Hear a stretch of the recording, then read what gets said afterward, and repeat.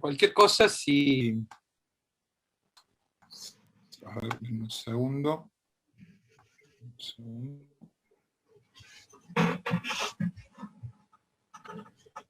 Déjenme acomodar un par de cositas acá. Tengo un montón de cosas.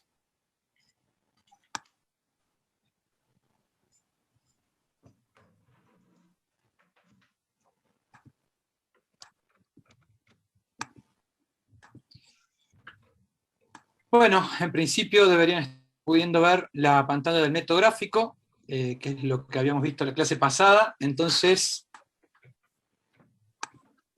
rápidamente, vamos a poner el modo presentación, ¿lo ven? Sí, profe. Sí, Bien. profe. Genial. ¿Alguna consulta que haya quedado de lo que veníamos hablando hasta ahora?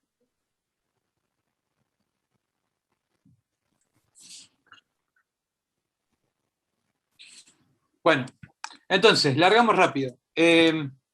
Estábamos viendo el problema, vamos a seguir comentando un poco sobre el problema base.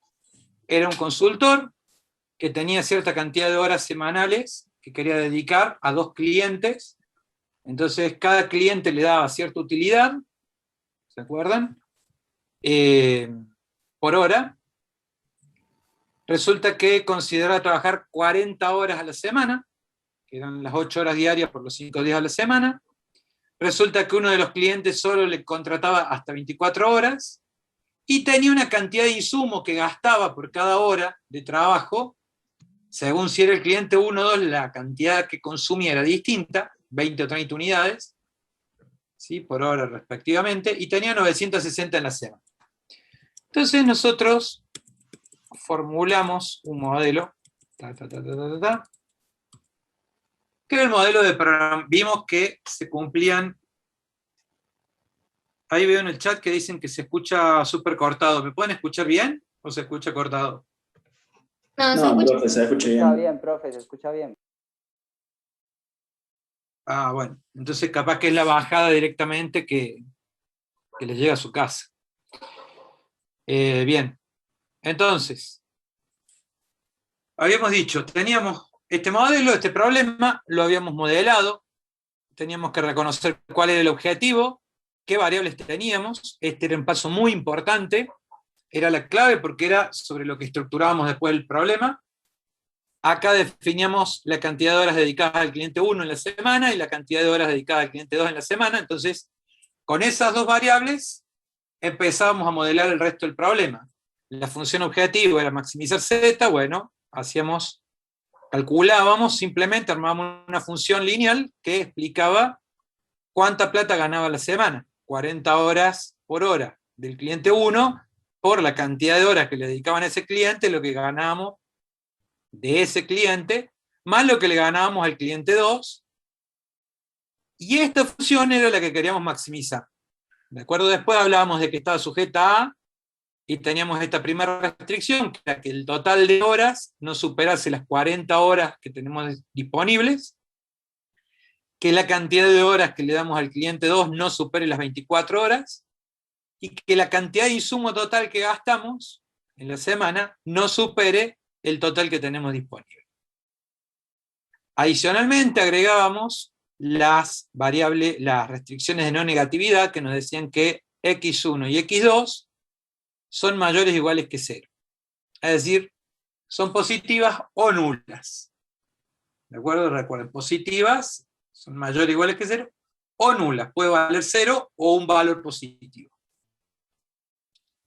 Esta estructura, digamos, es la que corresponde a un programa lineal. Entonces, verificados estos supuestos, que básicamente cuando podemos modelarlo a través de funciones lineales y tenemos una única función objetivo, digamos que en general vamos a estar ante un programa lineal. ¿Cuáles eran los supuestos que debíamos verificar? Bueno, una única función objetivo, ¿sí? A maximizar o minimizar. Después teníamos aditividad, proporcionalidad, certidumbre y divisibilidad. ¿Sí? Aditividad los totales se forman como sumas, ¿sí? Vamos agregando al total que gana por el cliente 1 el total que gana por el cliente 2. Esta relación, digamos, de que el total se forme a partir de una suma, no siempre se da. Por ejemplo, cuando ustedes quieren saber la probabilidad conjunta, en realidad se multiplican. Entonces, ahí, si yo quiero maximizar la probabilidad conjunta, no puedo usar programación lineal, por ejemplo. ¿De acuerdo? Entonces, se tiene que dar que los totales se puedan formar a partir de sumas.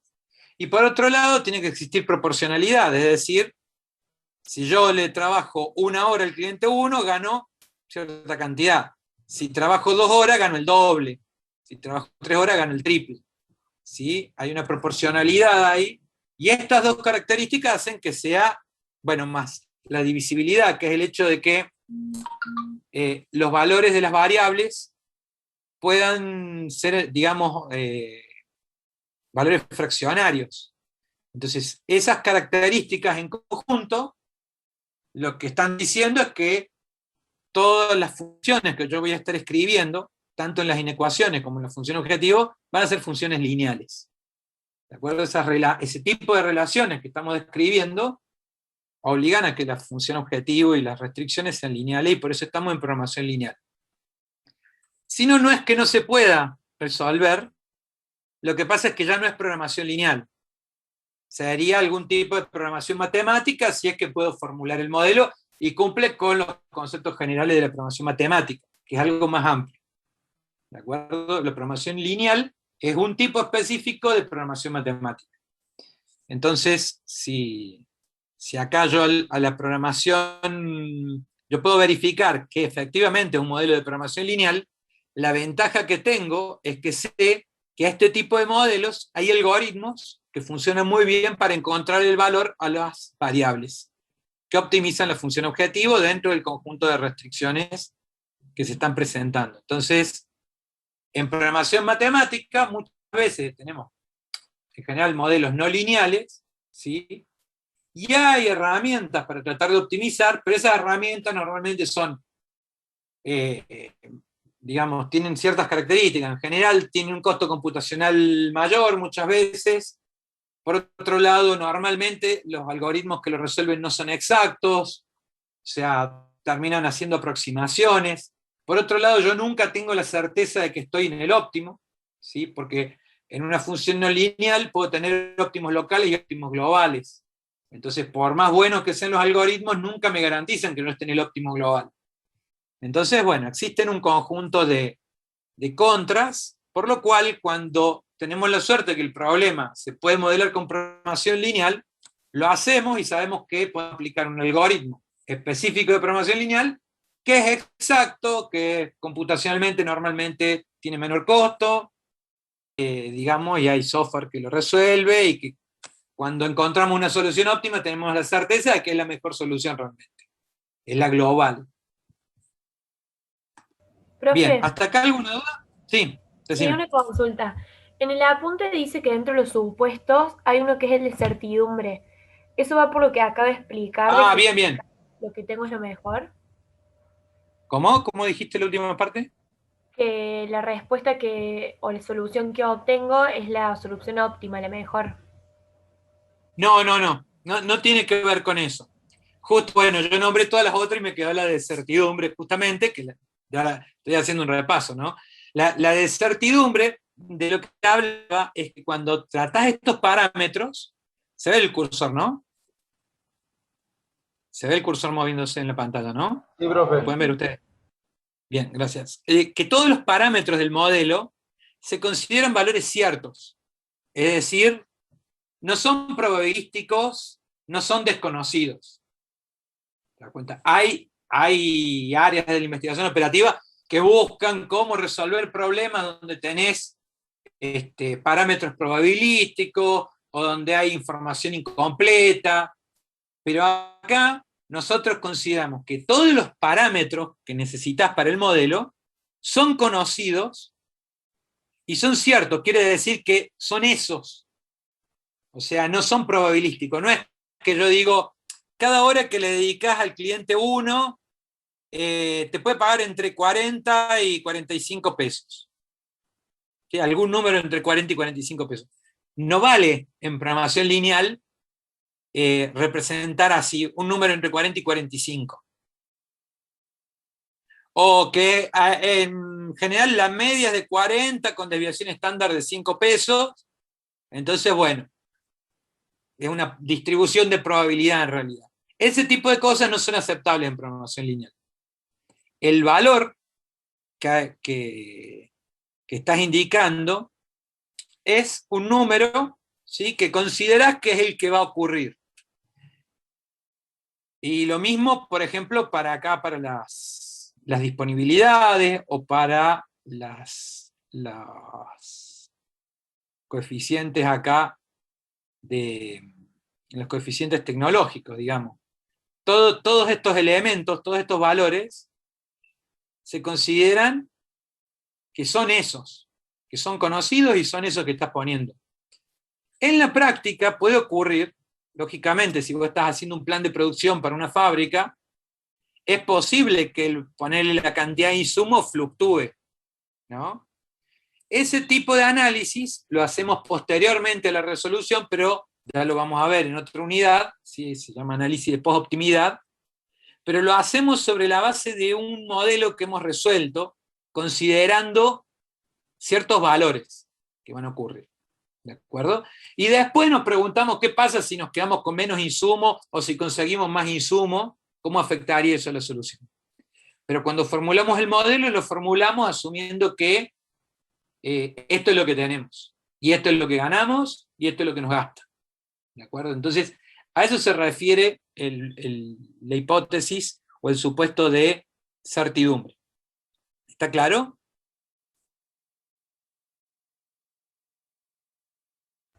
Sí, profe, gracias.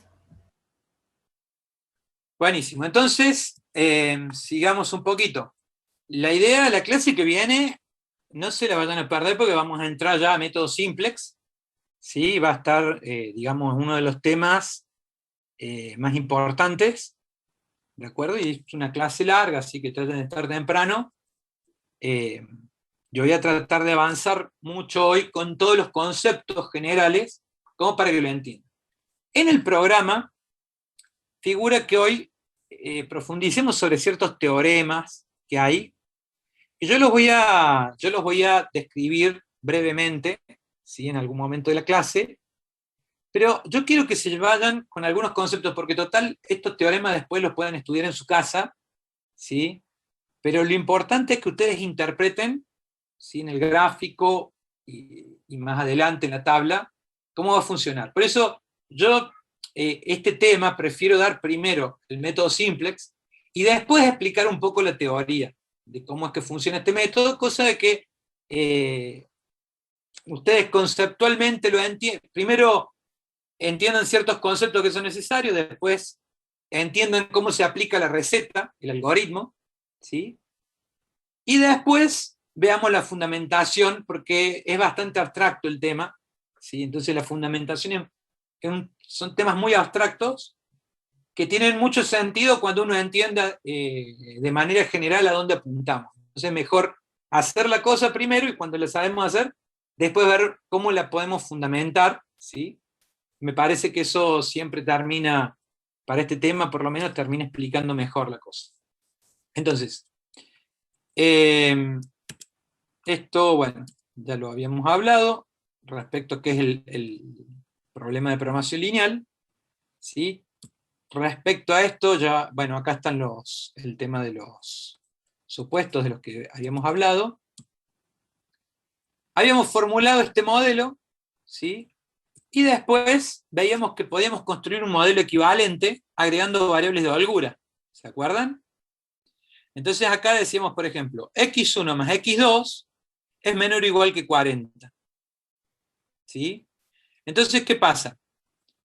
Esta función me dice cuántas horas me voy a gastar yo durante la semana trabajando para el cliente 1 y el cliente 2. O sea, nuestro consultor cuánta hora va a dedicar. Esa misma inecuación yo la puedo representar agregando una variable adicional que se llama S3 e igualándola a 40. Entonces, acá en vez de ser menor o igual, acá es igual. Dada esta situación, ¿sí? Este valor de estrés, ¿qué es lo que estaría representando ahora?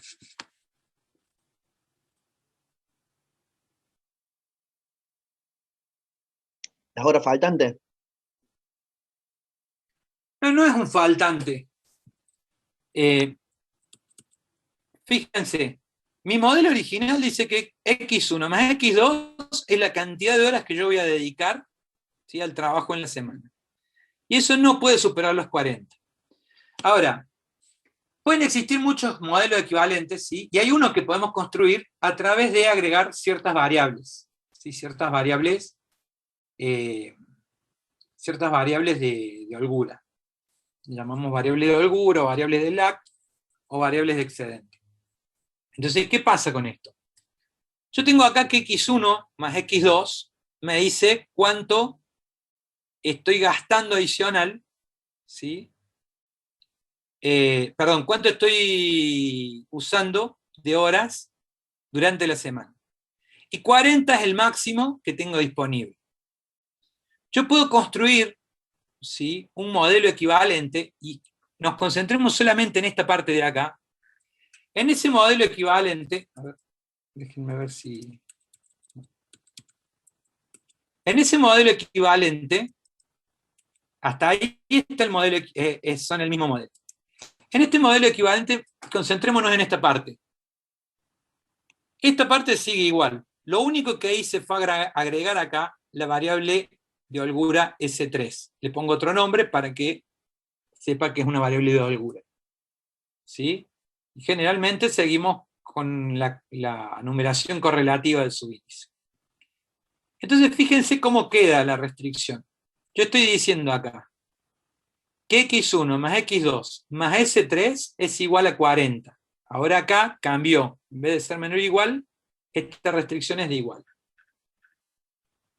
Este S3 que tengo acá viene a representar la diferencia que hay entre lo que yo realmente estoy planificando dedicarle al trabajo en la semana y el total que tengo disponible.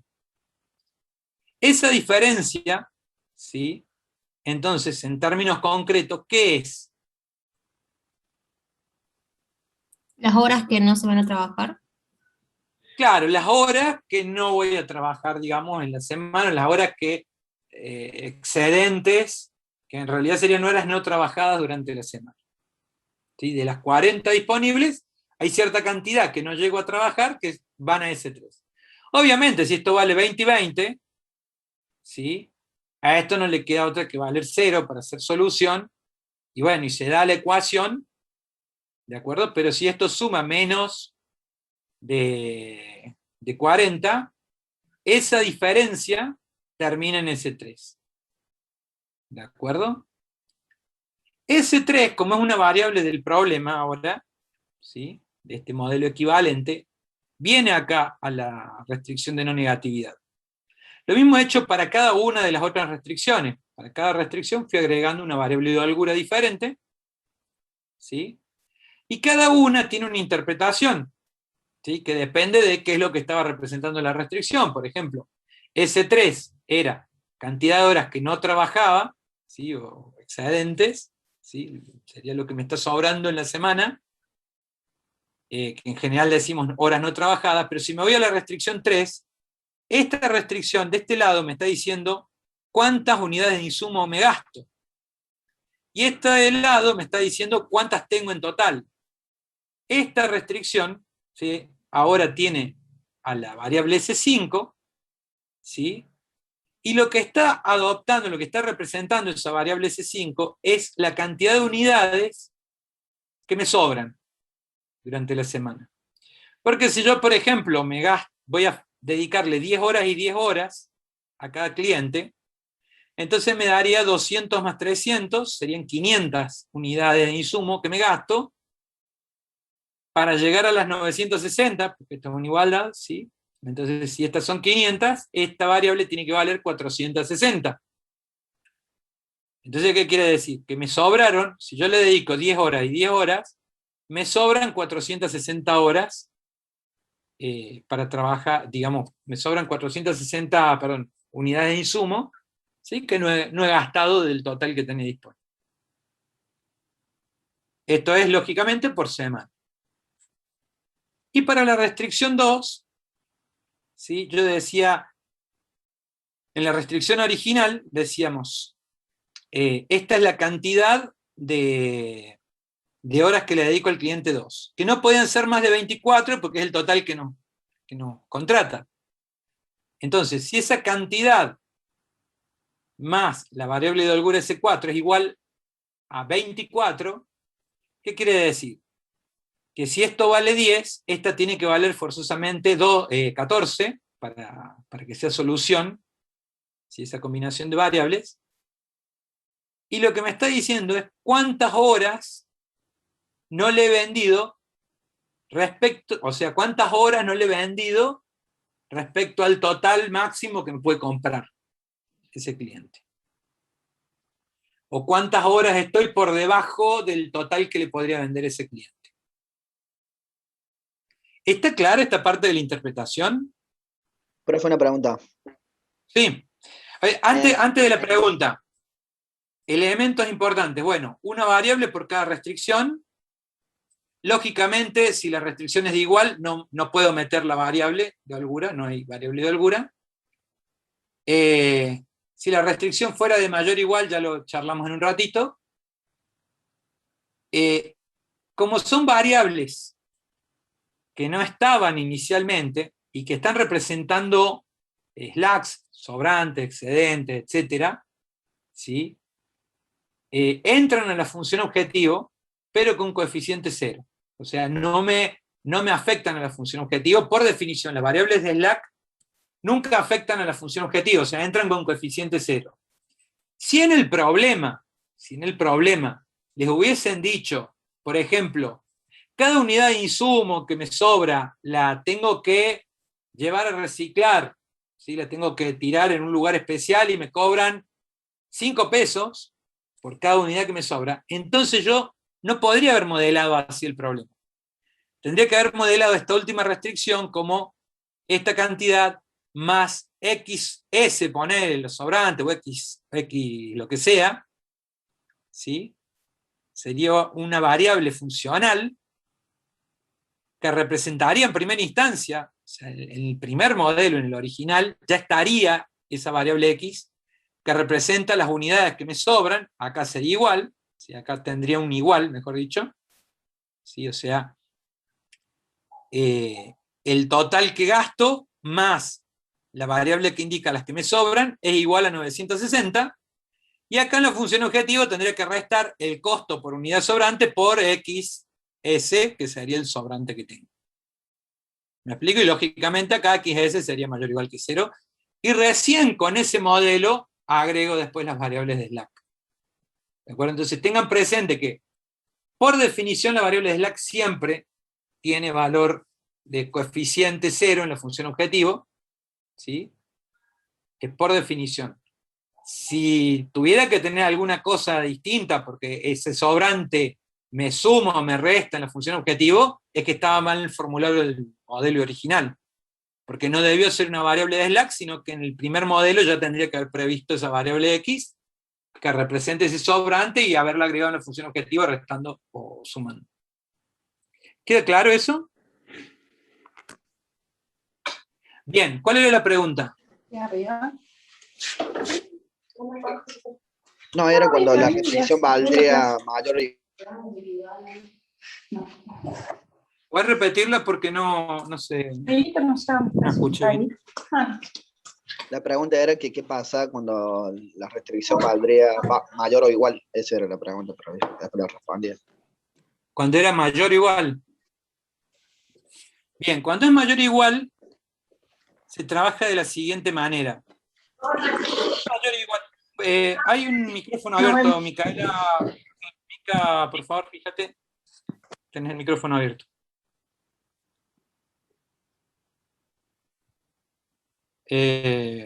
Mica Fornacero. Ahí está. Disculpe, profe. No hay problema.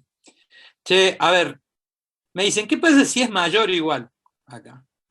Si es mayor o igual, ¿sí? Si acá hubiéramos tenido, por ejemplo, de este lado. En vez de tenerlo así, ponerle que acá, en vez de tenerlo así, teníamos mayor o igual. Entonces, ¿cómo procedemos? ¿Lo ven bien ahí?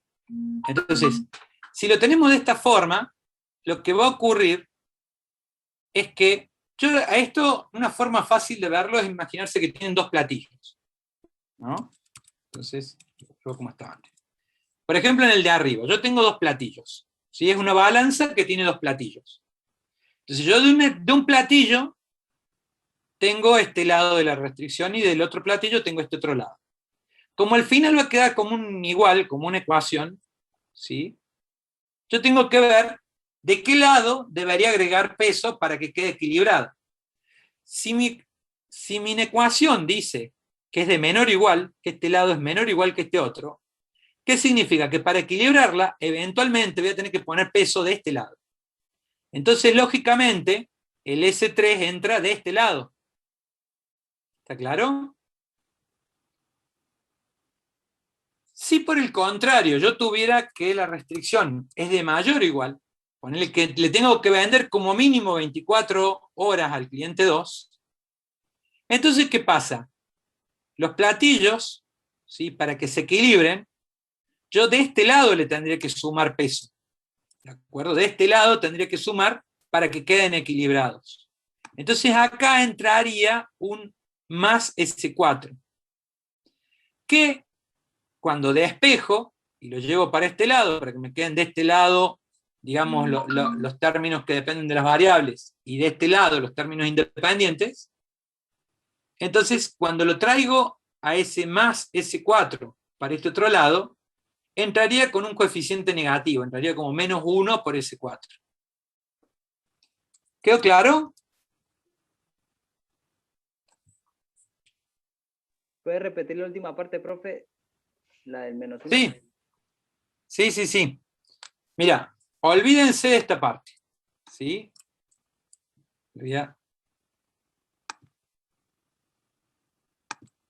Olvídense de esa parte.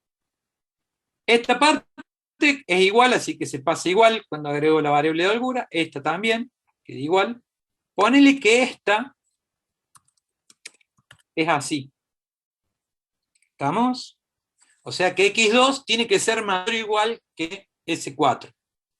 Entonces, ante esa situación, ¿sí?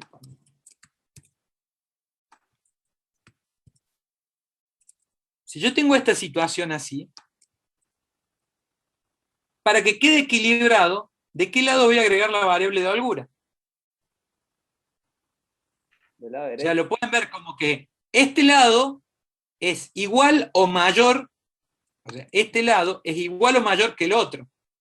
Entonces, lo pueden ver como que o tienen que quitar de acá para que quede equilibrado, o tienen que quitar de acá y entonces entra un menos 1 S4, ¿sí? O lo pueden ver como que de este lado entra un S4, porque como de este lado va a ser más grande, eventualmente es igual o más grande, entonces de este lado tengo que sumar para que quede esto como una igualdad. ¿De acuerdo? Y después a esta parte, para que me quede el término independiente, fíjense que acá siempre dejo los números solos, ¿sí? Entonces este es el término independiente. Entonces de este lado, lo que voy a hacer es agregar el menos, o sea, paso más S4, lo paso para el otro lado, y entra lógicamente como un menos S4.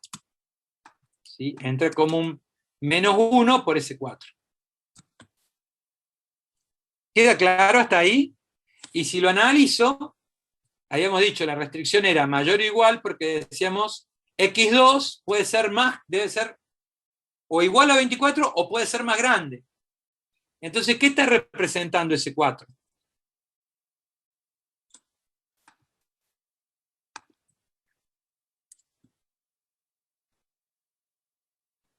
La diferencia entre X2 y el 24. Siempre la diferencia, pero puntualmente en esa restricción, ¿qué significa esa diferencia?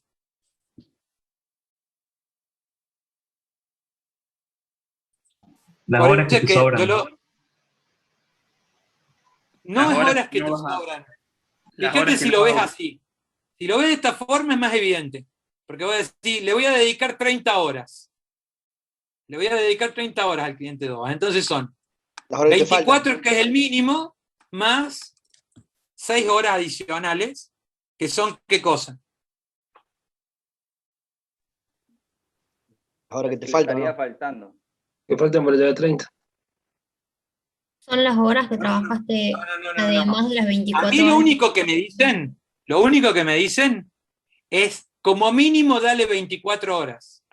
Entonces yo digo, le voy a dar más, le voy a dar 30 horas. ¿Sí? Porque la restricción era de mayor o igual, x2 mayor o igual que 24. Entonces 30 es un número válido. ¿Sí? Si este vale 30, y esto es una ecuación, entonces es 24 más S4. ¿Cuánto vale S4? 6. 6. ¿Y qué significa ese 6? Yo le estoy dedicando 30 horas. Y como mínimo ¿El me pedía excedente? 24. No es un excedente, porque no es un sobrante. ¿Qué es? Sigue siendo la cantidad de horas que le estás entregando al cliente, 2. No, las horas que le entrego al cliente 2 es la variable x2. 30 horas, lo escribo acá abajo. x2. Serían las horas extra que trabajaste además de las 24 que tenías que trabajar como mínimo. Exactamente. No diría horas extra, es la cantidad de horas adicionales por sobre el mínimo que me pide. ¿Sí? Porque por ahí horas extra, digamos, en una fábrica tiene un sentido más específico, pero a mí me pedían 24 y yo estoy trabajando 6 horas adicionales por encima de esos 24 horas.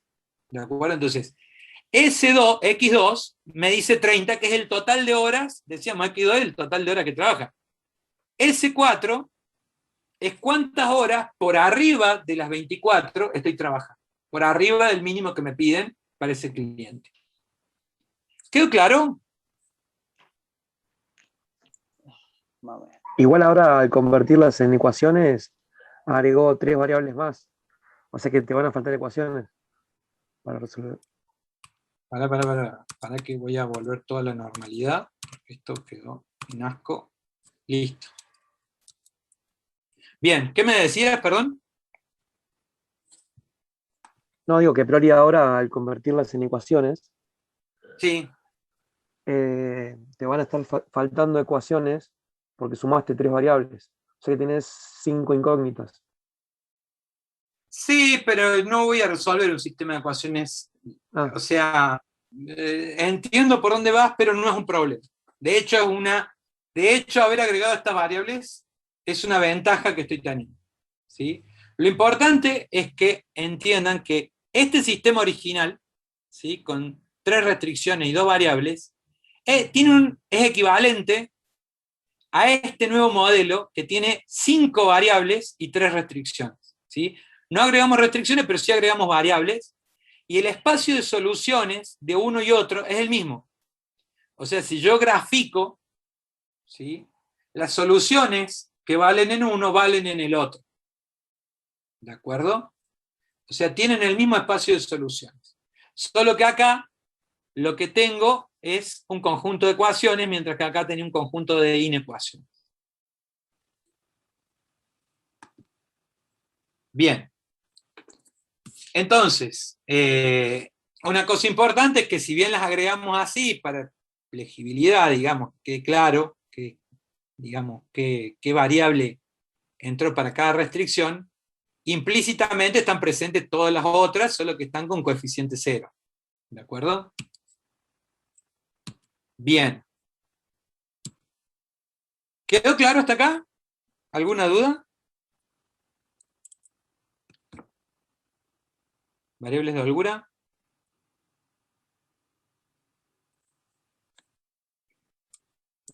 Bueno, este tema, bueno, ya lo vimos, era cuando teníamos el modelo, sí, decime. ¿Siempre tienen que ser distintas las variables para cada restricción? Sí, siempre una variable distinta para cada restricción. Ok, gracias. No hay problema. Entonces, ¿Cómo sigue esto? Nosotros podíamos aplicar, una vez que teníamos el modelo armado, en realidad en este formato, ¿sí? Le podíamos aplicar una de dos estrategias. El método gráfico, si el problema tenía dos variables, ¿sí? Podíamos aplicar el método gráfico, íbamos agregando las restricciones, y nos quedaba, ¿sí? Un gráfico donde cada solución, ¿sí? Donde, mejor dicho, el conjunto de puntos que son solución de nuestro problema, pasan de estar modelados en estas inecuaciones a estar visualmente representados en el gráfico, ¿sí? O sea, todo punto que pertenece a este polígono de soluciones, ¿sí? Cumple con todas estas restricciones al mismo tiempo, con las tres restricciones funcionales más las restricciones de no negatividad. ¿Está claro hasta acá? Esto es un repaso ya de método gráfico. No me voy a poner a resolver, ya han hecho ejercicios. Así que, bueno, quería saber si vamos bien hasta acá. O sea, si yo digo, por ejemplo, el punto 0, 0, si reemplazo acá x1 por 0 y x2 por 0, se cumplen todas estas inecuaciones, a su vez x1, x2, 0, 0, se cumple que es mayor o igual que 0, este punto pertenece a la región factible. Este punto también, este punto también, este punto extremo también, este que está al medio también, este que estoy señalando acá no. ¿De acuerdo? Este que estoy señalando acá cumple con una de las restricciones, con esta, ¿sí? Con la de los insumos, pero no cumple con las otras. ¿De acuerdo? Entonces, ese punto, o sea, cumple con la de insumo y cumple con la del total de horas, este punto acá, pero no cumple con que no le puedo vender más de 24 horas al cliente 2. ¿De acuerdo? Entonces, ese punto no es solución. Bien. Entonces, el método gráfico llevaba el conjunto de restricciones, ¿sí? A un gráfico, y en ese gráfico quedan representadas todas las soluciones posibles del problema, y dentro de eso después, bueno, usábamos una estrategia de mover la función objetivo en el sentido de optimalidad hasta que llegamos al último punto que tocábamos, y esa era la óptima. Bien, yo acá me tomé la molestia de identificar cuáles son los puntos extremos que tenemos. ¿De acuerdo? ¿Qué serían los puntos extremos? Son los puntos, ¿sí?, que quedan conformados por la intersección de dos o más restricciones.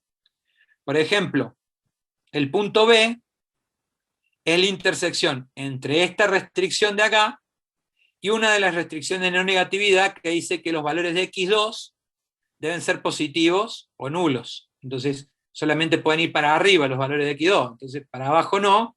Entonces, acá tengo una restricción, que es la de no negatividad, que se cruza con esta otra restricción, y la intersección de los dos me forma el punto extremo B.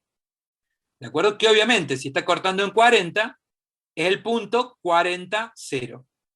Y si calculo el Z, me da 1600. ¿Cómo calculo el Z? Y bueno, reemplazo 40, 0 acá, hago el cálculo acá y me da 1600. ¿De acuerdo? Hago lo mismo con el 0, 0. Es reemplazar acá y acá, y me da 0 obviamente. Este punto extremo se forma por la intersección entre la restricción de no negatividad que opera para x1, o sea, todos los valores de x1 deben ser positivos, o sea, deben ir para este lado, o deben ser nulos, o sea, deben estar sobre esta recta. Negativos para x1 no, entonces esto queda anulado. Entonces la restricción es esta recta para allá. Y por otro lado tengo esta otra restricción, que es la segunda, que me dice que los valores de x2 deben ser como máximo 24. Entonces los valores posibles son los de esta recta horizontal para abajo. Donde se cruzaron las dos es en el punto 0, 24. ¿De acuerdo? Donde x1 vale 0 y x2 vale 24. Reemplazo de todo y me da 1200. Acá hice lo mismo, se cruzan estos dos, entonces identifico cuál es la solución, voy a hacerlo resolviendo un sistema de ecuaciones lineales conformado por estas dos. Hay muchas técnicas, digamos, ya las vimos para identificar este punto cuál es. Identificamos también este punto cuál es, y en cada uno fui colocando el z. ¿De acuerdo? Es importante entender que estos son puntos extremos, ¿sí? Porque son la intersección, y en el polígono, básicamente, los identifico porque son los vértices del polígono. Yo no tengo un punto extremo adentro de la figura, ni sobre uno de los lados, así. Están, digamos, en los vértices, siempre los puntos extremos. ¿Está claro hasta acá? ¿Sí? Chicos, miren que acá se complica. Profe, profe. le hago una pregunta. Sí, decime. ¿Existe la posibilidad de que algún ejercicio, en vez de maximizar o minimizar, solamente nos pide que encontremos las posibles soluciones? Las posibles soluciones, por ejemplo, de este problema, ¿cuántas son? Y en este caso son 4. No. Infinitas. ¿Cuántas soluciones Infinita. tenemos posibles de este problema? Infinitas. Piénsenlo. Las que quepan en la figura. Todos los por puntos que debajo de la componen línea. el. ¡Claro! Cualquier Todas las punto que que esté quepan en dentro la de la figura. región, de la región Exactamente. factible. ¿Y cuántas entran en la figura? Depende de la región factible, del área. No. Es un término, Infinitas. un concepto geométrico, infinitas. O sea, en esta región factible hay infinitas soluciones, porque recuerden que las variables pueden adoptar valores fraccionarios. Entonces, cualquier punto en verde acá, más los lados del polígono, es una solución factible. ¿Por qué solución factible? Porque cumple con todas las restricciones al mismo tiempo. Lo que cae afuera no es solución. Lo que cae adentro es solución factible. Y si cae en un vértice, es una solución de punto extremo, le llamamos. ¿Vamos hasta acá? Sí, profe. Sí, profe. O sea, pregunta trampa, obtenga las soluciones de este problema, salvo que haya un caso particular donde tenés dos ecuaciones y entonces la única solución es donde se están cruzando y listo, o una donde no se forma región factible, entonces no hay ningún punto. Para el resto hay infinitas soluciones, porque si se forma un polígono, naturalmente todos los puntos de ese polígono son soluciones factibles, son soluciones del problema, con lo cual tenés infinitas soluciones. Lo que pasa es que Eso vos va a querés buscar depender de la la óptima. naturaleza de. Perdón. Lo que pasa es que lo que queremos buscar es, de esas infinitas soluciones, ¿cuál es la óptima? ¿Queda claro, chicos? Sí, profe. Bueno, entonces, hasta acá simplemente indicamos para cada solución de punto extremo, o sea, en cada vértice, cuál es la solución, y le pusimos el valor de z. Sobre el modelo original. ¿Qué pasaría? Olvídense de lo que está escrito acá. ¿Qué pasaría si yo, en vez de buscarlas, ¿sí?, a las soluciones respecto a el modelo original, que era este, le busco las soluciones en el gráfico, pero aplicando este modelo equivalente, que tiene un nombre en realidad? Cuando son todas ecuaciones, ¿sí?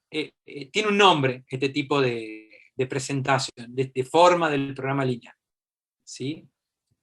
Pero no voy a entrar en eso todavía. Cuando tenemos esta forma, en que son todas ecuaciones, tiene un nombre. ¿Cómo llegamos a esa forma? Bueno, agregando las variables de holgura. Entonces, cuando tenemos esto así, ¿de acuerdo? Es muy fácil buscar el valor de las variables S. ¿Por qué? Yo, por ejemplo, digo, estoy en el punto este, quiero saber cuál es el valor de las variables. ¿Qué debería hacer? Tomo el sistema de ecuaciones y digo, bueno, en este sistema de ecuaciones, x1 vale 0 y x2 vale 0. Básicamente se me anuló esto, y entonces S3 vale 40, S4 vale 24, y S5 vale 960. Entonces la solución ahora, el vector solución, está formado por 0, 0, 40, 24, 90. ¿Está claro esto? Fíjense que antes yo indicaba así, donde este era x1 y x2, pero ahora como son 5 variables, voy a indicarlo con un vector de este formato, ¿sí? Con 5 componentes, en ese orden, y entonces digo, si x1 y x2 valen 0, porque sé que el punto está ahí, el resto es simplemente resolver el sistema de ecuaciones, que en este caso es la solución trivial. S3 vale 40, S4 vale 24, S5 vale 960, que es esta solución de acá. ¿Está claro hasta acá? Si yo calculo Z, es simplemente trasladar estos valores de variables a esta ecuación, digamos esta función, y obtengo el valor de Z. Pero podría buscar acá cuál es el valor de la solución equivalente acá. ¿Sí? El valor de las variables, ¿sí? en este modelo equivalente. ¿Sí? Y entonces digo, bueno, lo que sé en esta solución es que x1 vale 40, x2 vale 0, x1 vale 40, x2 vale 0, y si este vale 40, lo reemplazo acá por 40, este vale 0, lo reemplazo por 0, y después despejo, es simplemente despejar, no tengo que resolver ningún sistema de ecuaciones, en realidad es bastante simple. Cuando yo puse los dos valores de acá, el resto se despeja muy, muy fácilmente, ¿sí? O sea, si este es 40 y este es 0, entonces este 40 lo llevo acá dividiendo, ¿sí? Y, perdón, si este vale 0 y este vale 40, si quiero saber ese 3, llevo este restando, o sea, lo paso este 40 acá como menos 40, y me queda que x2, que ese 3 es igual a 0, que es el valor de acá. Acá abajo, x1 vale 40, no importa porque acá tiene coeficiente 0. Este vale 0. Entonces me queda que S4 vale 24, que es el que tenemos acá. Y acá decíamos, x1 vale 40, entonces multiplico acá y me queda 40, sería 800. ¿Sí? Este vale 0, así que se anula. Entonces este 800 lo paso para el otro lado restando y me queda 160. S5 vale 160, que es el 160 que tengo acá. ¿Está claro, chicos, qué estoy calculando? Sí, profe. O sea, como esto es un sistema de ecuaciones, es muy fácil, dados dos valores de variables, despejar, digamos, y saber cuánto valen las otras. Entonces fui colocando acá esas otras variables, ¿sí? Y puedo ir calculando, bueno, y obviamente me va a dar el mismo Z porque en realidad x1 y x2 son los mismos valores y lo que he agregado es ahora las variables de orden. Bueno.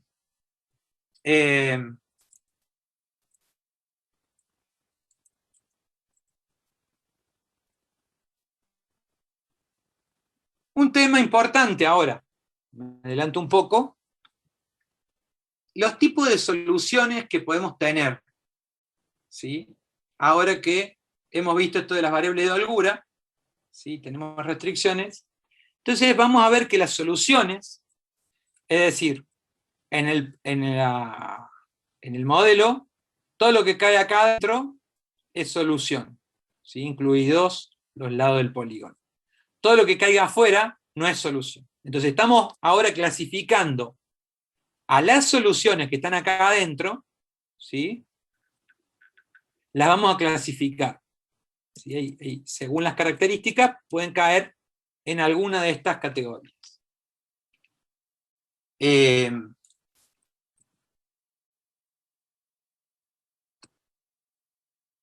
¿Solución factible, solución posible? ¿Sí? Cualquier solución donde todas las variables sean mayores o iguales que 0 ya califica como el tipo de solución más general, una solución factible, porque cumple con todas las restricciones.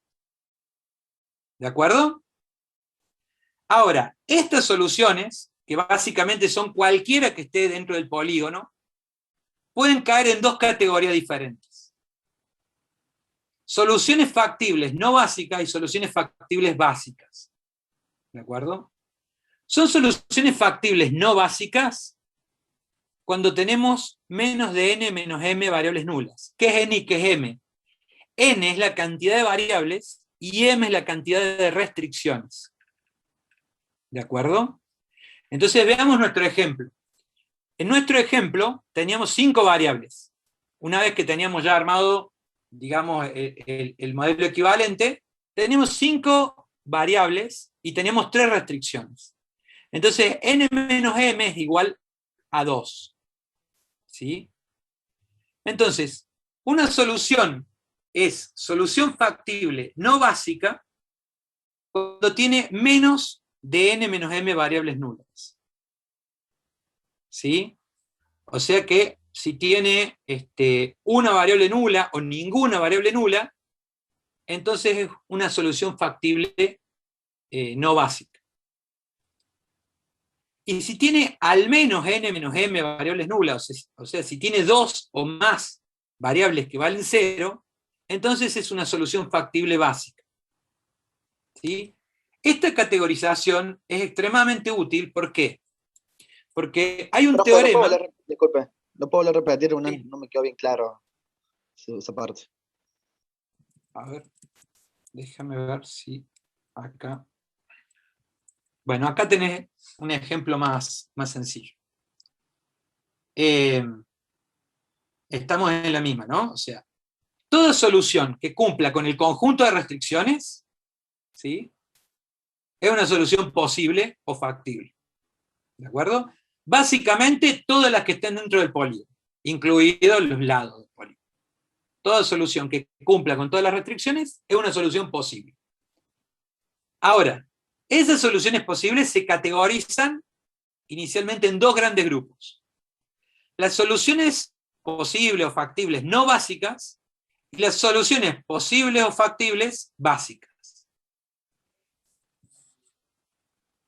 N es la cantidad de variables, M es la cantidad de restricciones. Entonces yo calculo, N menos M es igual a 2.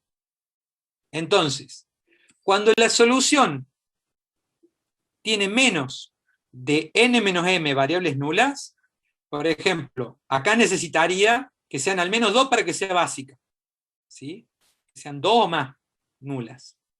Entonces, si tiene 2 o más nulas, por ejemplo, en este ejemplo, si tiene 0, 0, ¿sí?, esta solución, acuérdense de x1, x2, x3, x4, x5, esta solución cumple, o sea, es una solución que hemos sacado del conjunto de soluciones factibles, y resulta que 2 de sus variables valen 0, al menos 2 variables valen 0.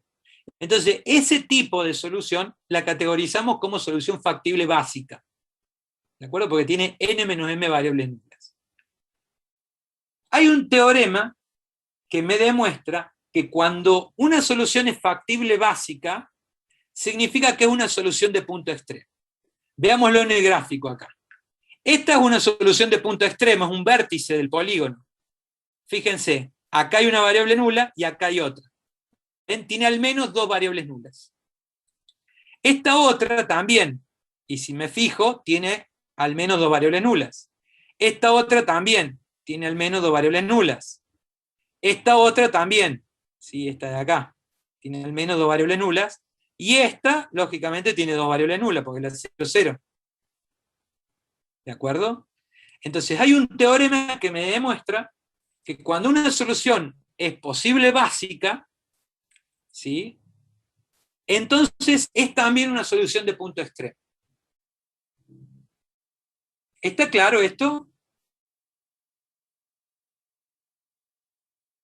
Sí, ahora sí. Profe, esto de que tengan que tener 2 variables nulas, siempre teniendo en cuenta cuando hay de holgura. Claro, estamos hablando sobre un modelo que ya tiene todas sus ecuaciones, digamos, como todas sus restricciones como ecuaciones. Bien. ¿Sí? A esto, cuando tiene todas las restricciones como ecuaciones, le llamamos forma estándar. ¿sí? Ya voy a entrar un poquito en eso, pero por lo pronto, ¿sí? Cuando yo tengo el modelo así, con todas las restricciones como ecuaciones, es decir, ya agregué la variable de holgura, ¿sí?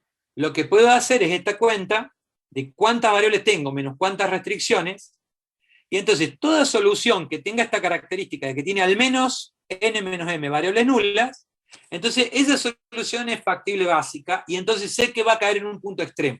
¿Por qué es importante? Porque yo después, cuando tenga más variables, no puedo ver en el gráfico dónde están las soluciones. Entonces, esta es una forma algebraica de saber si la solución es de punto extremo o no. ¿De acuerdo? Cuando es solución factible básica, es decir, cuando tiene al menos n menos m variable nula, ya sé que está en un punto extremo. ¿Está claro? Mientras que, si es una solución factible no básica, es decir, tiene menos de n menos m variables nula, capaz que ninguna es nula, o una sola es nula y necesitaba por lo menos dos. Entonces, esa es una solución factible no básica, y esa no está en el punto extremo. Por ejemplo, acá puse una, que es la 8,8, que tiene este otro valor para las variables de holgura, y vemos que ninguna de ellas es nula, y entonces cae en el medio del gráfico, en este caso, ¿sí? Vemos que se cumple esto. Hay un teorema, insisto, que demuestra esto de que las soluciones que tienen, las soluciones posibles básicas, caen en los puntos extremos. Entonces, sabemos que esta, si yo, por ejemplo, pusiera la 0,8, ¿de acuerdo? Vería que esta solución, si empiezo a despejar, tiene una única variable nula, que sería el x1, y todas las otras tienen un valor positivo. Entonces me doy cuenta, si yo veo esa solución sin ver el gráfico, me daría cuenta automáticamente de que no es un punto extremo. ¿Está claro hasta acá, chicos?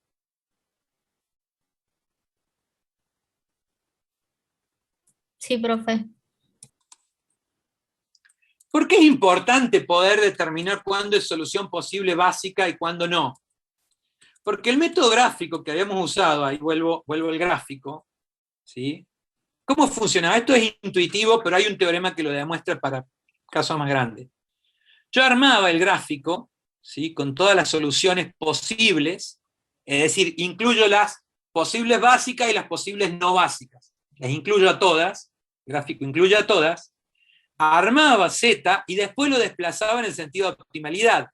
Y lo iba a desplazar hasta que tocaba el último punto de toda la región factible. ¿Y qué es lo que me voy a encontrar la mayoría de las veces? Digamos, en la mayoría de los problemas, si hay región factible, con lo que me voy a encontrar es que el último punto es justamente un punto extremo, es un vértice del polígono. ¿De acuerdo? Entonces, ¿qué pasa? Ese vértice que estoy tocando, ¿sí? Intuitivamente yo me doy cuenta que si acá el óptimo lo encuentro desplazando hasta el último vértice que toco, y que eventualmente, bueno, si esto justo era paralelo a una restricción, sería todo esto, pero estoy tocando igual dos vértices. Pero en la mayoría de los casos, normalmente termino tocando un único vértice. ¿Sí? Entonces, intuitivamente, uno se da cuenta por el método gráfico que la solución óptima normalmente va a estar en un vértice. Y si no, va a estar en los dos vértices y en todos los puntos que están en el medio. Pero entonces, para buscar las soluciones óptimas, identificar cuáles son los vértices es muy importante. ¿Está claro? Y en el gráfico es evidente. En el gráfico me doy cuenta inmediatamente cuáles son los vértices. Pero si yo estuviera en un campo de 5 dimensiones, no puedo hacer el gráfico, no puedo llevar al gráfico esas 5 dimensiones, o 7 dimensiones, o 40 dimensiones. No las puedo llevar al gráfico para ver dónde se cruzan, dónde están los vértices, y además serían un montón. Entonces, nosotros más adelante vamos a ver un método que justamente lo que hace es decir, trabajo bajo la premisa que está demostrada de que la solución óptima va a estar en un punto extremo. ¿Sí? O sea, el óptimo lo voy a encontrar en un punto extremo. Entonces, ¿sí? Sé que las soluciones de punto extremo tienen determinada característica algebraicamente hablando. ¿Y cuál es esa característica? que son soluciones factibles básicas. Es decir, que tienen al menos n menos m variables nulas.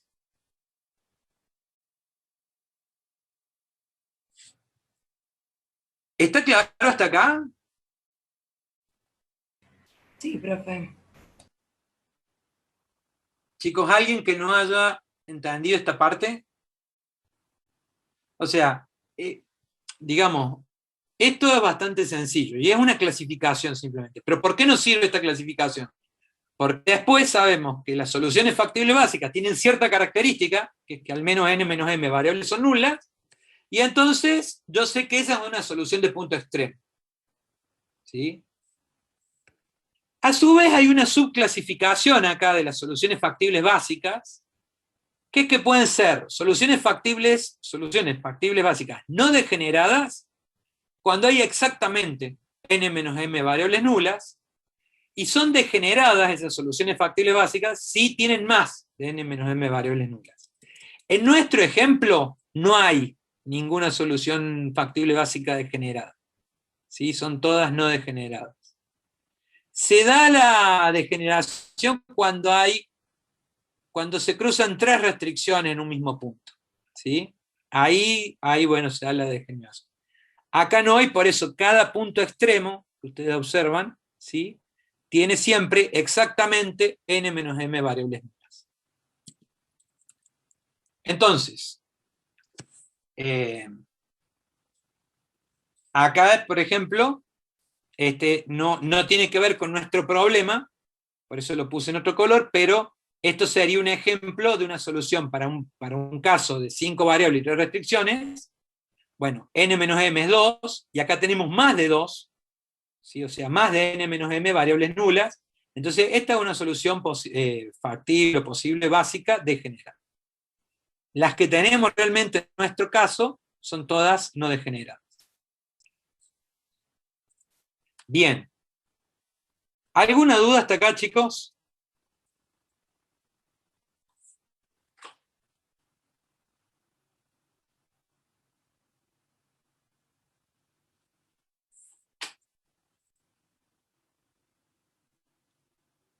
Gente. Bueno, ahora vamos a ir, ahora que entendemos que es una solución factible básica, ¿sí? Ahora que entendemos que es una solución factible básica, vamos a ver otra característica interesante que nos permite justamente operar algebraicamente para buscar la mejor solución. Resulta ser que cuando tenemos dos soluciones factibles básicas, ¿sí? Que son adyacentes entre sí, algebraicamente, ¿sí?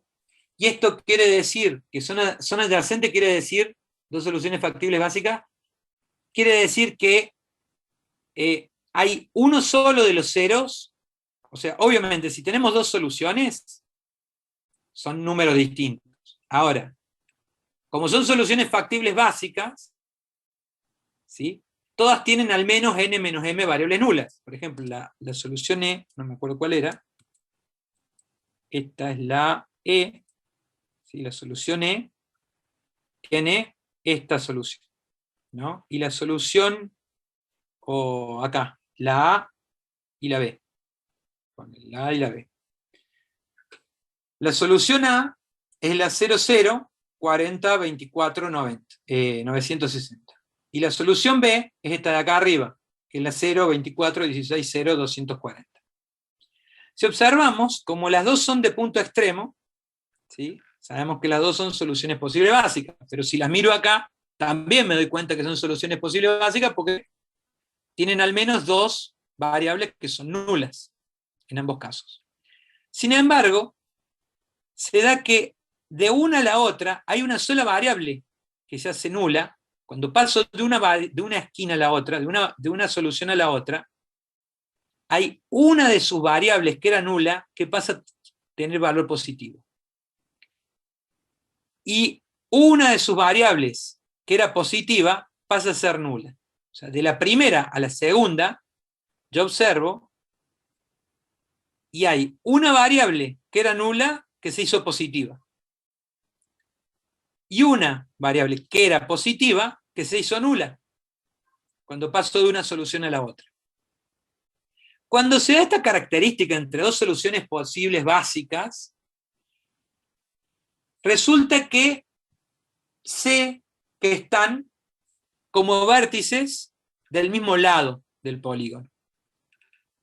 ¿De acuerdo?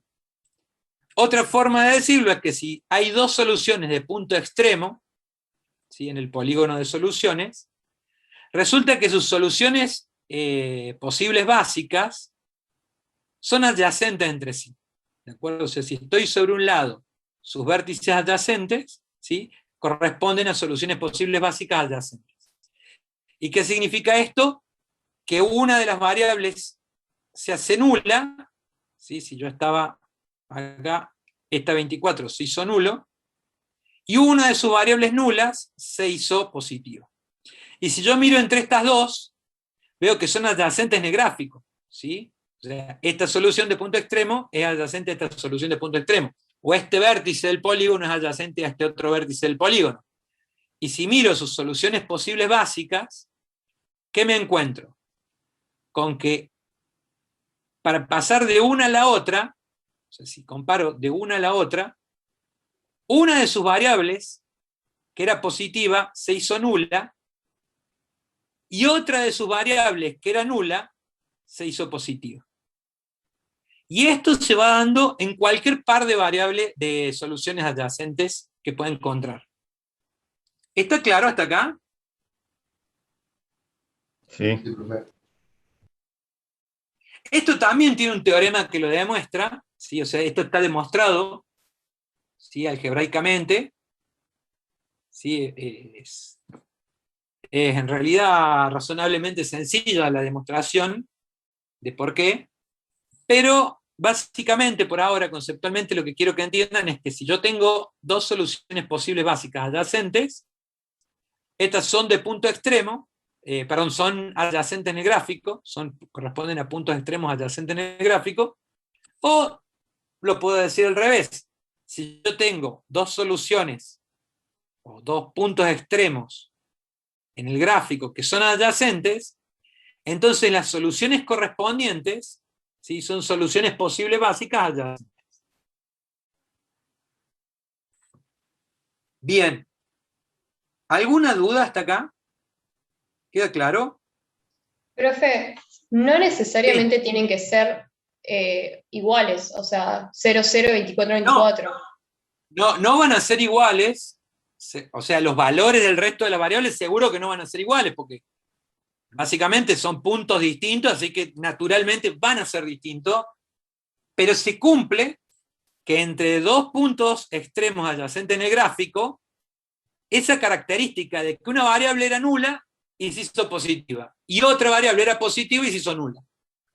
Y es solamente una que cambia así, ¿de acuerdo? Entonces, ese cambio, ¿sí?, se va dando entre cada par de puntos extremos adyacentes. Claro, no, porque como el ejemplo era 0, 24, 24, 0, pensé que tenían que ser iguales también. 0, 24 acá, 24, o sea, entre estas dos decís. Claro, son iguales. Ah, que hayan cambiado así, no necesariamente. Fíjate que de acá a acá. Claro, es el 4, 0, era 4 y se hizo 0, y este era 0 y se hizo 8. O sea, no tiene que ver con eso, pero sí se cumple esta regla de que una se anula y la otra se hace positiva. Ok, listo. Muchas gracias. Buenísimo. ¿Está claro, chicos, hasta acá? Sí, profe. Bueno, entonces, ¿qué pasa?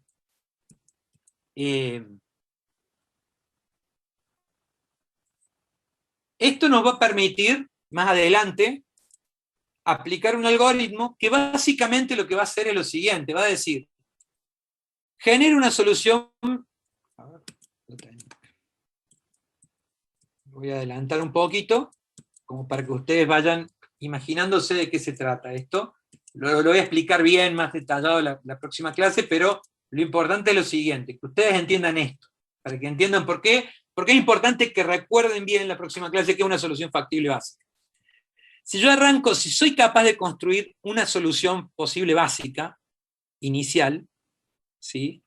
Y yo sé que la solución óptima está en un punto extremo, una estrategia inteligente para buscar cuál es el óptimo va a ser el siguiente.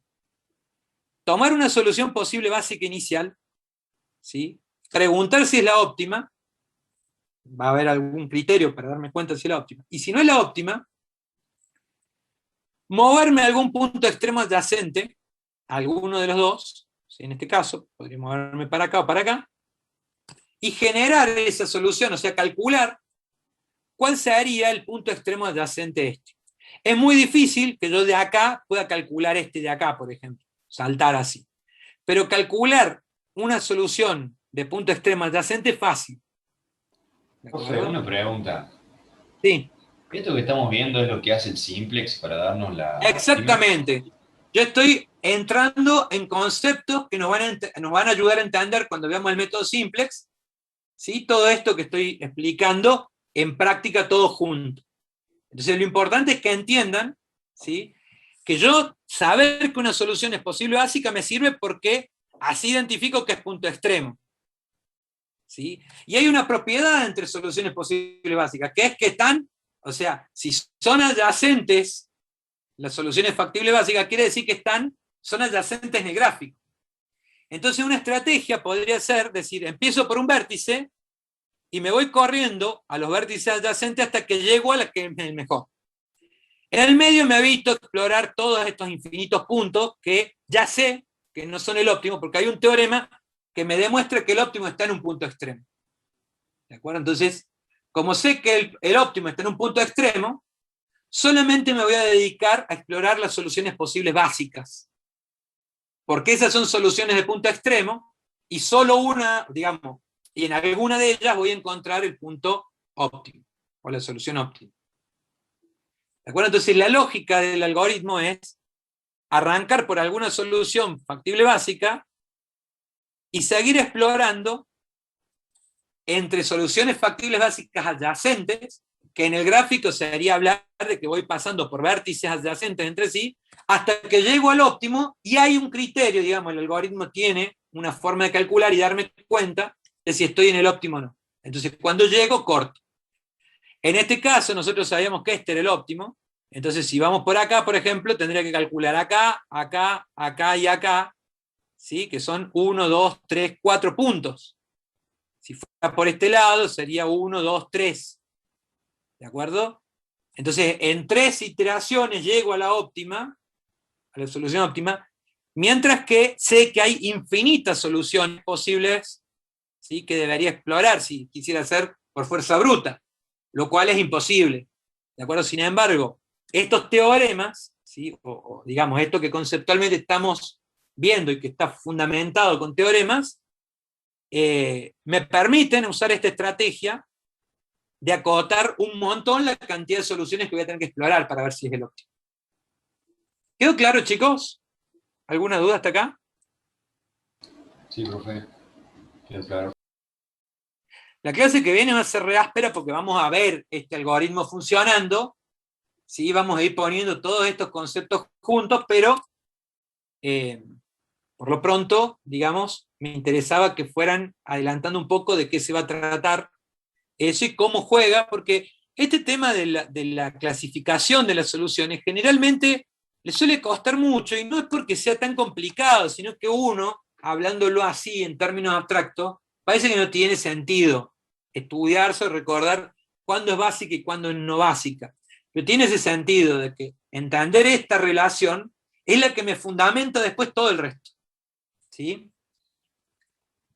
Bien. No sé si hay alguna pregunta.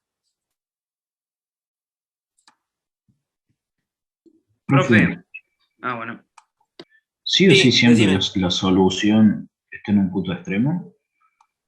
Porque usted hablaba de que generalmente...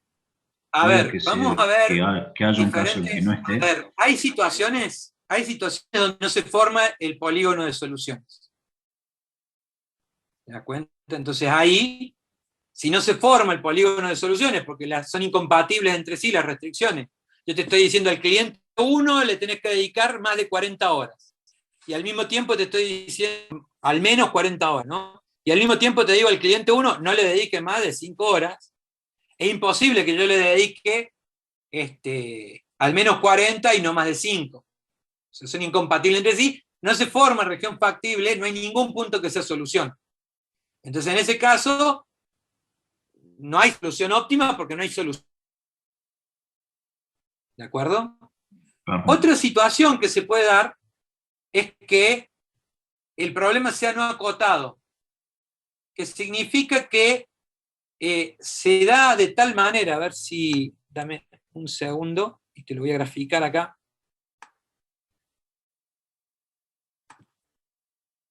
Vos ponele que tenés una restricción que es así, ¿no? Y son todos los puntos para acá abajo. Y tenés otra restricción que es paralela y es así.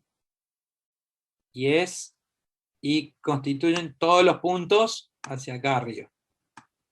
¿De acuerdo? Entonces, la región factible serían todos los puntos que estoy sombreando. ¿De acuerdo? Pero resulta que esas dos restricciones, las dos restricciones más restricciones de no negatividad, esas son las únicas restricciones. Entonces, ¿qué pasa? Vos armás la función z, que es esta, y que tiene ese sentido de optimalidad. ¿Y qué ocurre? Que vos la vas a ir desplazando en ese sentido y nunca termina. Porque como estas dos son paralelas, esto se extiende hacia el infinito. Entonces acá se te ha formado, digamos, una región factible, pero no está acotada. En ese caso, tampoco tenés solución óptima. No es que va a estar en un extremo porque nunca llega a acotarse, entonces tenés un problema ahí también y no tenés una solución óptima. ¿De acuerdo? Ahora, si en este problema, en este mismo gráfico, yo te pongo otra restricción que es, ponele así, entonces la región factible en realidad queda determinada por todo esto. Y cuando vos desplazás esta recta, ¿sí? Por cómo está conformada, ponele, imagínate, a ver, te hago el caso verde, primero, ponele, esta es la función z, este es el sentido de optimalidad, lo desplazas y llegas a que este es el punto extremo, el último punto extremo que toca, ¿sí? Este es el último punto que toca de toda la región, entonces, bueno, es el óptimo, ¿sí? Porque no la podés seguir pasando para allá sin salirte de la región factible. Entonces, es obvio que toca en un punto extremo, en un único punto extremo. Ahora, imagínate que esta recta, la azul, es el z ahora, y que es paralela a esta otra. Vos lo desplazás en el sentido de optimalidad, ¿y qué es lo que te vas a encontrar? Con que cuando llega acá, ¿sí? Con un conjunto de soluciones. Este es un punto extremo que toca, este es otro punto extremo que toca. Como vimos, es una función de isutilidad, son todas tienen el mismo valor de z, todos los puntos acá tienen el mismo valor de z. Y cualquier intermedio también tiene el mismo valor de z. O sea que cualquiera de estos es óptimo. Entonces, cuando puedo formar una región factible y esta está acotada y digamos, en el sentido de optimalidad, entonces, si hay solución óptima, puede estar en un punto extremo, en un único punto extremo, o puede estar en dos puntos extremos y todos los infinitos puntos que hay en el medio. Entonces, por eso decimos que podemos tener una única solución óptima o múltiples soluciones óptimas. Si se da este caso, que es un caso particular. Yo en la clase que viene les voy a mostrar una clasificación de estos tres casos, ¿sí? Para que quede más claro, pero básicamente en respuesta es, fíjate que se puede dar que sea un punto extremo, pero cuando se da este caso, también el punto extremo es solución óptima. Entonces mi estrategia para buscar la solución óptima sigue siendo la misma. Yo puedo arrancar, ponerle de acá, buscar un vértice adyacente, ¿sí? Ver si es óptimo, no, entonces sigo encuentro si es óptimo, este es óptimo, listo, encontré una solución óptima. Y el método simplex me va a avisar, yo voy a poder verificar que se da esta situación, o sea, si la función objetivo era la verde, llego ahí, corto el algoritmo y me avisa. Pero si fuera el azul, yo llego ahí y me va a avisar, este es óptimo, esta solución factible básica, o este punto extremo es óptimo, pero tenés otra solución de punto extremo que es óptima y todos los puntos intermedios también lo van a hacer. Si yo hubiera puesto, o sea, arranco acá, paso a este punto, no es óptimo, sigo acá, este es óptimo. ¿Sí? Entonces puedo cortar ahí. Pero el algoritmo me va a estar avisando, me va a dar, además de decirme que ese es un punto óptimo, lo cual es cierto, también me va a decir que si avanzo, voy a llegar a este otro que también es óptimo, y por ello sé que son estos dos y todos los que están en el medio. ¿Quedó claro? ¿Alguna duda, chicos? Clarísimo. Bien. Genial. Voy a darles una clasificación nomás, esto es teórico, está en el libro, es muy sencillo, pero se los comento así rápido porque después es útil para simplificar cuando explicamos el método simplex. Formas en que presentamos el modelo de programación lineal. Hay varias formas, ¿sí? Varias formas de representar lo mismo. Esta es la forma explícita, que es la que hemos venido usando, que es desarrollando todo el modelo, o sea, decir maximizar z, acá y ponemos cada coeficiente por su variable correspondiente, sujeta a, y acá ponemos, o sea, y cuando expresamos los distintos ejemplos de modelos que hemos dado, vienen en esta forma. Si los hemos desarrollado en su forma explícita. ¿De acuerdo? Pero podríamos haber usado la forma vectorial. En la forma vectorial, lo que estamos haciendo en realidad es referirnos, básicamente es equivalente esto con esto, lo que cambia en realidad es que acá el vector B, ¿sí? Todos estos valores, los metemos en un vector que se llama P0. Entonces en vez de referirnos al número B1, al número B2, al número BM, o sea, son parámetros en realidad, son parámetros que tenemos acá, consideramos un vector con todos ellos que se llama P0. Y a cada columna de esta matriz A, ¿sí? o cada coeficiente acá que se multiplica por la misma variable, lo vamos a meter en un vector. Todos estos que corresponden a la variable x1, lo vamos a meter en el vector P1. Todos estos que corresponden, son coeficientes que corresponden a las variables x2, lo vamos a meter en el vector P2. Así. Entonces, esto nos quedaría P1 por x1 más P2 por x2 más, a ver si lo escribo acá, es bastante sencillo, ¿sí? Si yo meto A11, A21 y a M1, ¿de acuerdo? Y esto, a todo este vector le llamo P1, si yo después a ese vector, a P1, lo multiplico por x1, ¿sí? Este es un escalar, es una variable. Y este es el vector. Entonces, si yo multiplico este vector por un escalar, ¿sí? Por esa variable x1, lo que tendría es un vector nuevo, donde cada elemento es el A correspondiente por la variable. ¿Está claro? Porque al ser un escalar, estoy multiplicando cada componente por su correspondiente valor de x1. ¿Queda claro? Entonces, básicamente estoy haciendo la misma operación. ¿Cómo? ¿Eso lo vamos a usar? Vectorial, matricial. Sí, en general en las partes teóricas, en el libro, a veces te van a expresar esto porque es más simple, ¿sí? Pero bueno, por eso quiero que lo veamos, que quede claro a qué nos estamos refiriendo. O sea, esta columna es P1, la multiplico por la variable, y si a eso le sumo la columna o el vector P2, que corresponde a toda esta parte, o sea, sería un vector, no, sería esta parte nomás, sin el x2, ¿sí? Y a esa parte la multiplico por la variable x2, entonces ahí estoy teniendo todo esto, ¿sí? Entonces fíjense que acá lo único que hago es la sumatoria de los diferentes p sub j, o sea, este vector, multiplicado cada vector de esos, columna, por su correspondiente variable xj. Y todo eso es igual a P0, que sería un vector que contenga esta parte.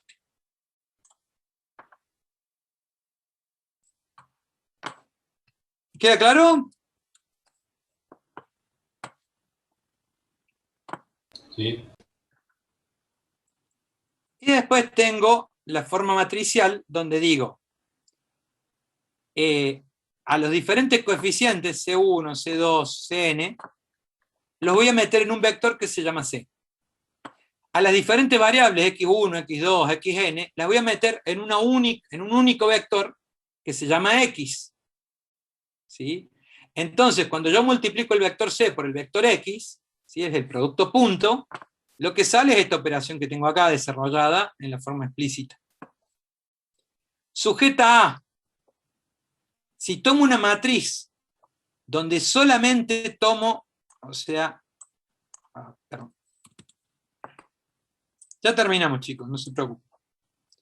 Si yo armo una matriz donde coloco estos coeficientes, ¿sí? Armo una matriz, y esa matriz le llamo A, ¿sí?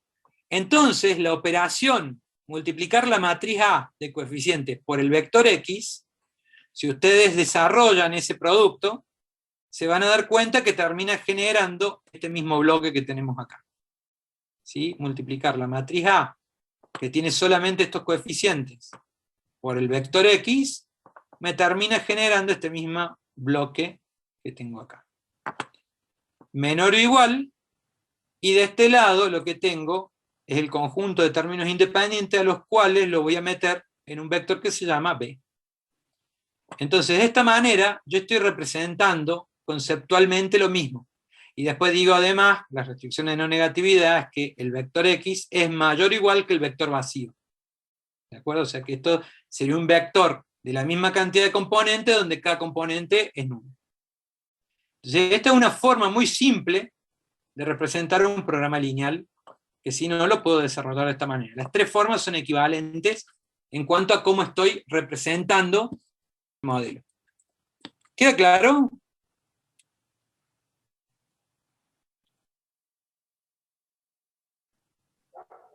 Sí. Sí, profe. Bueno, adicionalmente, ¿sí? Esto es respecto a cómo voy a si uso los coeficientes y las variables, si uso los vectores de las columnas, o si uso la forma matricial. Pero además, el modelo en sí puede tomar su forma canónica, estándar o mixta, ¿sí? Según si es de máximo y el tipo de restricciones que tiene. Por ejemplo, si el problema es un problema de maximización y todas sus restricciones son de menor o igual, ¿sí? Y todas sus restricciones son de menor o igual, entonces es la forma canónica de máximo. Si el problema fuera de minimización y todas sus restricciones son de mayor o igual, entonces también es la forma canónica, pero de mínimo.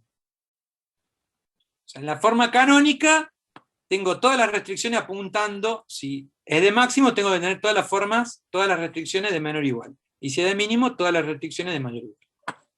La forma estándar, tanto si es de máximo o de mínimo, requiere que las restricciones sean de igual. Y la mixta, no sé por qué no la muestra, pero ahí está. La mixta, tanto si es de máximo o de mínimo, pueden ser restricciones de menor o igual, mayor o igual o igual. ¿Sí? O sea, la forma mixta es cuando tengo mezcladas acá las restricciones.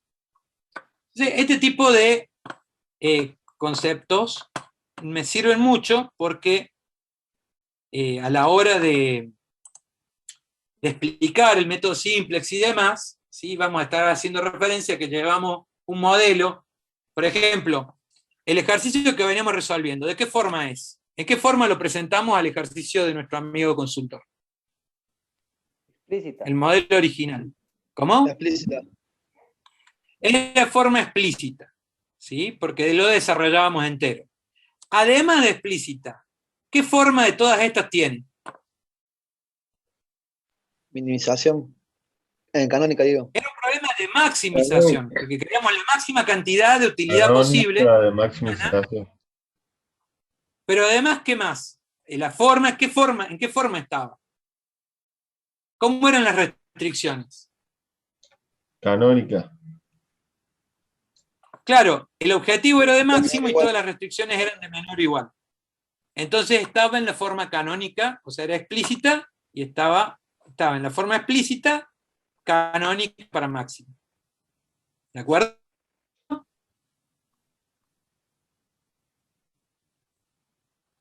Por otro lado, cuando le agregamos las variables de holgura y cambiamos todas las ecuaciones a ecuaciones, ¿en qué forma quedó el modelo? Lo pasa de estándar, ¿no? Claro, quedó en la forma estándar.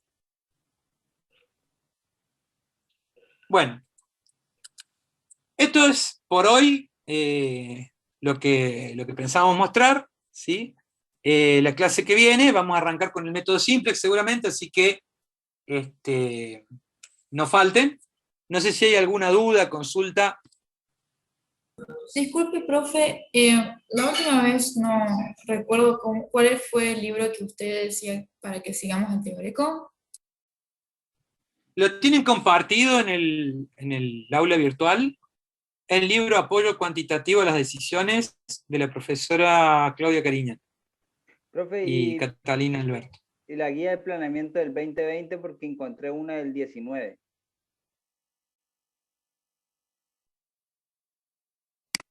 Gracias, No entiendo profe. lo de la guía.